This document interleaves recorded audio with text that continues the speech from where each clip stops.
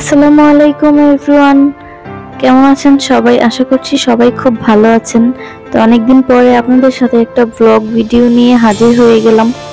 তো এই ব্লগটি হচ্ছে মুন্সিগঞ্জ তাঁত বস্ত্র ও শিল্প মেলার। আপনারা দেখেই বুঝতে পারছেন আমরা চলে যাচ্ছি মুন্সিগঞ্জ। তো মেলাটা হচ্ছে মুন্সিগঞ্জ কোর্টের সামনে। আমরা বাড়ির কাছ থেকে রিক্সা নিয়ে সরাসরি চলে আসলাম মেলার কাছে। তো এখানে এসে দেখতে পেলাম যে টিকিট করেছে। আমি এর আগে এসেছিলাম একবার, তখন টিকিট ছিল না, এখন 20 টাকা করে টিকিট দেওয়া হয়েছে। তো মেলার মধ্যে ঢুকেই প্রথমে দেখতে পেলাম এই সুন্দর সুন্দর কিউট কিউট ফুলগুলি। তারপর দেখলাম বাচ্চাদের অনেকগুলি রাইড ছিল। তো এখানে হচ্ছে একটা স্মোকি বিস্কিটের দোকান। তাই আমি ভাবছিলাম এখানে আইসক্রিমটা পাবো, বাট এখানে আইসক্রিমটা ছিল না। এজন্য আমরা বিস্কিটটা, আসলে এটা বিস্কিট না, এটা হচ্ছে ওয়েফার। তো ওয়েফারটা নিয়ে খাচ্ছিলাম আর কিরকম ধোঁয়া বের হচ্ছিল, খুবই ওয়েড লাগছিল।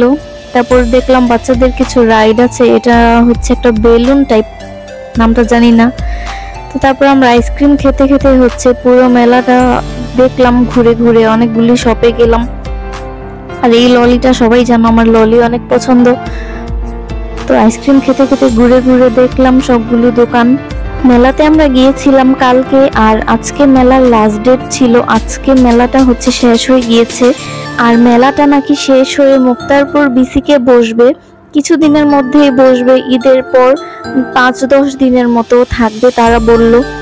তো তারপর আমি দোকানে চলে গেলাম, কসমেটিক্সের দোকানে। তো এখানে গিয়ে আমি ভাবছিলাম কয়েকটা ক্লিপ নিব, বাট ক্লিপগুলি আমার তেমন পছন্দ হয়নি, আর আমি এই ক্লিপটাই নিয়েছি। আর এখান থেকে আমি কিউব বক্স নিয়েছি, আর এই ইরেজারগুলি দেখছিলাম, এগুলি আমার আগে ছিল অনেক, খুবই ভালো লাগতো। তো তারপর হচ্ছে সবগুলো ঘুরে ঘুরে দেখছিলাম, রাতে আসলে বেশি মজা হয়। তারপর আমি এখানে শুট করছিলাম বেলুন নিয়ে।